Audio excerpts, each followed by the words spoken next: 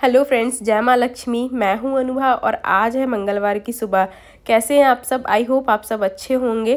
तो सुबह सुबह भगवान की पूजा करने के बाद मैं आ गई किचन में। और कमाल की बात ये है कि आज मेरे साथ मीवी भी उठ गई थी, तो मुझे सुबह सुबह काफ़ी लेट पे लेट होता जा रहा था, क्योंकि वो मेरे साथ हर काम करवाने में मेरी हेल्प करवाती है।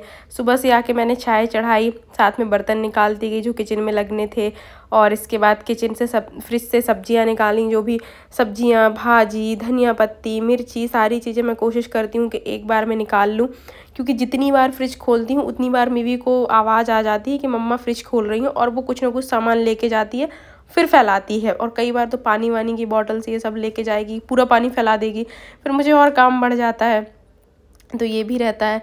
तो इसके लिए मैं कोशिश करती हूँ कि जितने मेरे 50% बेसिक काम है वो मीवी के उठने के पहले हो जाएं। फिर मैंने कपड़े लगा दिए थे रात को, तो सुबह सुबह आ गई। मैंने कहा जल्दी से कपड़े सूख जाएंगे, नहीं तो बहुत धूप हो जाती है, और धूप पे अगर कपड़े उठाओ तो फिर लू लगने का भी थोड़ा सा रहता है, क्योंकि डायरेक्ट धूप आती है। फिर मैंने नीचे आके सबसे पहले आलू रखे उबलने के लिए, आलू को एक बार अच्छे से वॉश कर लिया। और आज बन रहे थे नाश्ते में प्याज पत्ती के पराठे। अभी जब गई थी ना मार्केट, तो मार्केट से मैं सैटरडे को प्याज पत्ती ले आई थी। तो प्याज पत्ती में मैंने ना ये प्याज को थोड़ा सा कट कर लिया, तो प्याज अलग कर दी मैंने, और प्याज की पत्ती को मैंने कट कर लिया। सिर्फ प्याज पत्ती के पराठे बना रही हूँ, ये वाली प्याज नहीं डाल रही हूँ, लेकिन मैं इनको आगे कट करके यूज़ कर लूँगी। और बाकी की मैंने बची हुई रख दी, तो उसकी कोई और रेसिपी बनाऊँगी या जो भी बनाऊँगी शेयर तो करूँगी ही आप लोगों के साथ। फिर इसके बाद मैं साथ साथ करते जा रही थी खाने की तैयारी और नाश्ते की तैयारी, क्योंकि आज नाश्ते में बन रहा था लिट्टी चोखा, तो इसलिए मैंने पराठे बनाए। पराठे के लिए मैंने पैन में डाल दिया जीरा और थोड़ी सी राई। इसके बाद मैंने प्याज पत्ती को डाल के अच्छे से वॉश करके और पैन में इसको डाल दिया भुनने के लिए। ये वाली प्याज पत्ती के पराठे मैं 2 टाइप से बनाती हूँ, दोनों रेसिपीज़ आपके साथ शेयर करूँगी। ये फर्स्ट रेसिपी है। दूसरी रेसिपी जो बताऊँगी उससे भी पराठे बहुत अच्छे लगते हैं। इसमें मैंने अमचूर डाला है और मसालों के साथ, क्योंकि अमचूर से इसका टेस्ट बहुत अच्छा आएगा। और मैं ना हमेशा बेसन भून के रख लेती हूँ, तो जो भी सब्ज़ी इस टाइप की बननी होती है तो उसमें डायरेक्ट भूनना नहीं पड़ता बेसन, आप डायरेक्ट डाल दो, कोई प्रॉब्लम नहीं होती। और आप चाहें, अगर आपके पास बेसन भुना नहीं है, टाइम लगेगा, तो सत्तू रखा हो तो सत्तू भी आप डाल सकते, वो भी है। और इसके अलावा अगर आपके पास वो जो रोस्टेड चने रहते हैं ना, अगर रोस्टेड चने हैं और ना बेसन है आपके पास ना सत्तू है, तो उन चने को मिक्सर में एकदम बारीक पीस के और छान के उसका पाउडर मिला दीजिए, वो भी एकदम सत्तू वाला काम करेगा, भुना हुआ बेसन का काम करेगा वो। तो ये आपके लिए एक स्पेशल टिप थी, ये मैंने 1 साल पहले ट्राई किया तो वर्क करी थी। तो पराठे सेकने के बाद मैं मम्मी पापा को देने गई नाश्ता, और पापा तो लिट्टी खाएंगे नहीं, तो उनके लिए मैंने साथ में रोटियां सेक के रख दी थी। और मिवी को आज दाल राइस नहीं बन रहा था, तो मैं उसके लिए दलिया खिचड़ी बना रही थी। दलिया और अरहर की दाल की खिचड़ी बनाती हूँ, घी से फ्राई कर देती हूँ। और सेकंड थिंग ये कि इसमें मैं जो भी सब्जियाँ होती हैं, जैसे कि गाजर है, शिमला मिर्च है, चुकंदर है, थोड़ा सा नहीं हुआ तो कैबेज डाल दिया, गोभी डाल दिया, ऐसे करके मैं उसको ये बना देती हूँ। इससे क्या होता है कि वो थोड़ा सा सब्जी भी खा लेती है, और मेरे को भी ऐसा रहता है कि चलो बेटी ने सब्जी खा ली, तो मेरे को भी थोड़ा सेटिस्फेक्शन रहता है। तो इसके लिए ये मैंने चढ़ा दिया, और साथ साथ गैस क्लीन कर रही थी, नाश्ते के कर रही थी मैं बर्तन साफ़, क्योंकि ऑलरेडी मैं लेट हो चुकी थी आज। फिर मैंने कहा कि और लेट होंगी तो काफ़ी सारे काम हो जाएंगे, और कोल्ड तो मुझे है ही, अब तो थोड़ा बेटर है, लेकिन सुबह से काफ़ी था जब मैं किचन में आई। और सारे बर्तन वगैरह क्लीन करने के बाद मैंने करी लिट्टी चोखा बनाने की तैयारी। तो लिट्टी चोखा इसलिए मैं बना रही हूँ क्योंकि आज मेरा मन नहीं था दाल राइस वगैरह सब्जी खाने का। और दूसरी बात ये भी कि आज हस्बैंड का फास्ट था, तो जिस दिन उनका फास्ट होता है तो मैं कोशिश करके वही रेसिपी बनाती हूँ जो वो नहीं खाते, क्योंकि वो बहुत सारी चीज़ें नहीं खाते, वो एकदम सिंपल देसी खाना खाना पसंद करते हैं। तो मैंने क्या किया कि एक बैगन लिया और टमाटर लिया, और इनको गैस पे भुनने के लिए रख दिया ऑयल लगा के। और ये मैं वही प्याज यूज़ कर रही हूँ, प्याज पत्ती वाली, तो ऐसे यूज़ हो जाता है इसका, किसी न किसी चीज़ में डाल लेते हैं। बाकी ये लगती बहुत टेस्टी, बहुत यमी लगती है। सो इनको अच्छे से मैंने कट कर लिया। अब मैं ले रही हूँ एक बोल में सत्तू, इसमें डाल रही हूँ नमक, प्याज, और इसके साथ मैं इसमें ऐड कर रही हूँ थोड़ा सा सरसों का तेल, हरी मिर्च, हरी धनिया, और साथ में इसके कर रही हूँ मैं थोड़ा सा आम के अचार का मसाला। और इन सारी चीज़ों को अच्छे से मिक्स करने के बाद मैंने इसमें डाले हैं जीरे। इसके बाद मैंने इसको रख दिया है 10 मिनट के लिए, जिससे कि क्या होगा, प्याज जो है वो पानी छोड़ देगी और ये इसमें बाइंडिंग अपने आप बन जाएगी। आप लोगों को भी लिट्टी चोखा बहुत लोगों को पसंद होगा, कमेंट करके बताइएगा कि आपको ये कैसा लगता है।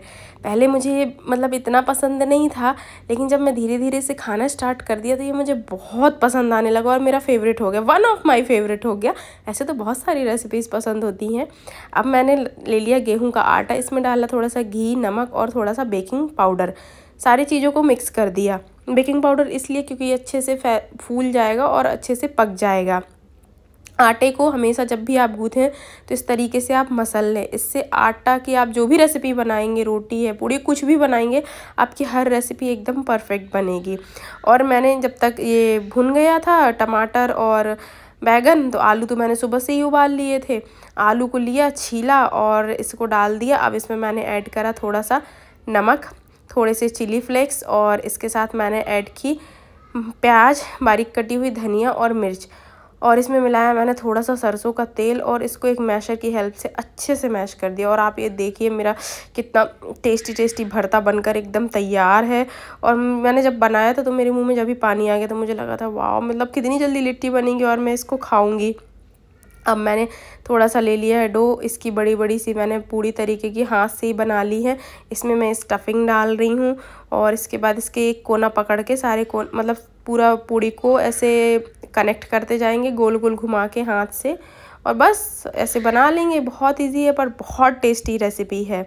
और इसको मैं पका रही हूँ कढ़ाई में, क्योंकि ज़्यादातर टाइम जब मैं लिट्टी बनाती तो मैं इसको माइक्रोवेव में बनाती हूँ, बट अगर सपोज़ माइक्रोवेव नहीं है तो कैसे बनाएंगे, तो इसके लिए मैं बना रही हूँ इसको कढ़ाई में। कढ़ाई में मैंने एक स्टैंड रख दिया है, इसमें मैंने लिट्टी रख दी है चारों तरफ, और कढ़ाई में मैंने कुछ भी नहीं डाला है। आप चाहें तो इसमें कुछ रेत वगैरह डाल के भी कुक कर सकते हो, उससे भी मतलब डायरेक्ट आंच नहीं लगेगी।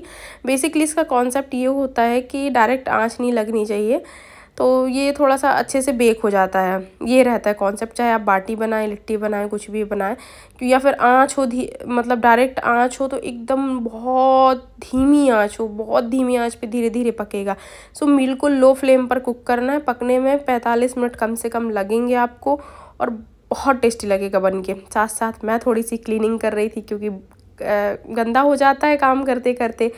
और इसके बाद मैंने चेक करा तो मेरी लिट्टी अभी आधी पकी हुई थी, तो अलट पलट के इनको सेकना था, और अब हो गई थी लिट्टी एकदम बनकर तैयार। मैंने निकाल ली, और निकालने के बाद मैंने इसको जो इस बोल में आटा गूँथा था उसी में डाल के इसके ऊपर डाला मैंने घी। आप चाहें तो घी में फ्राई भी कर सकते हैं, लेकिन मैं थोड़ा सा घी डाल रही हूँ। और मैंने लगाई प्लेट लगाने के बाद मैंने थोड़ी सी एक लिट्टी खाई। और जब तक मिवी खेल रही थी उनके दादाजी के साथ, तो मैंने कहा इतने में ऊपर जाके मंदिर क्लीनिंग कर लेती हूँ, नहीं तो वो आके सीधा भगवान के साथ फिर खेलती है। ये बहुत बड़ा काम होता है, उसको लगता है कि भगवान लड्डू गोपाल मेरे दोस्त हैं, तो वो लड्डू गोपाल के साथ खेलती है। कई बार तो वो जब आज से 3-4 महीने पहले की बात है, वो लड्डू गोपाल को कहीं भी ले जाती थी, पता चला अपने दोस्त जहाँ उसके फ्रेंड्स मतलब टॉयज़ खेल रहे हैं, वहाँ लड्डू गोपाल भी पता चला खेल रहे हैं, और उनके कपड़ों में उसे लगता था वो ये सोते तो वो भी उनको अपने सिर के नीचे रख लेती, तो ऐसा मतलब वो करती है।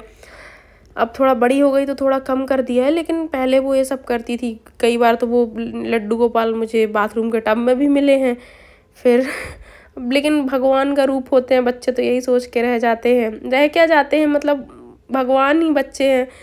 तो फिर मेबी को इस चीज़ के लिए डांट नहीं पड़ती, लेकिन ऐसा लगता है ना कि यार नहीं फेंके भगवान, फिर हम गंदे हाथ हैं, कुछ भी है हमें भगवान उठा के रखना पड़ेंगे। अब अपने मन में तो आ ही जाता है, बाकी ऐसा होता कुछ नहीं है। फिर इसके बाद मिवी को नहला के उसको सुला के खिला पिला के शाम हो रही थी। शाम को मिवी ने खूब खेला बिस्तरों के साथ, तो मैंने सारे बिस्तर अरेंज किए शाम को फिर मैं चली गई मार्केट। मम्मी की कुछ दवाइयाँ लेनी थी, मम्मी बोली कि कुछ दवाई ख़त्म हो गई, तो मैंने कहा मैं लेके आती हूँ। दवाई लेने के लिए चली गई। शाम को घर से निकली तो इतनी धूप नहीं थी, लेकिन मार्केट में गई तो बहुत बादल खुल गए और धूप हो गई। और घर आके मैंने ना चाय बनाई, साथ में कुछ शॉपिंग भी करके लाई थी। इसमें मुझे 1 सवा घंटे लगा, तो आज चाय का टाइम थोड़ा लेट हो गया था, 5 साढ़े 5 हो रहे थे। फिर मैंने चाय पी, हवा ली, और चाय पीते पीते मैं सोच रही थी मुझे क्या क्या काम करना है। तो मैं जो सामान लेके आई थी वो निकालना था, खाने की तैयारी करनी थी, क्योंकि हस्बैंड का आज फास्ट है, उनको सिर्फ मखाने और मिल्क दिया था, थोड़े से फ्रूट्स दिए थे। और ऑयलिंग इसलिए की क्योंकि कल सुबह मुझे हेयर वॉश करना है, बहुत गर्मी हो रही है, ऑल्टरनेट डेज़ में हेयर वॉश करना पड़ता है। और इसके साथ साथ ये भी लग रहा था कि इतनी तेज़ गर्मी में मैं 4 बजे गई, ऐसा नहीं कि फिर से तबीयत ख़राब हो जाए क्योंकि लू पकड़ जाती है ना।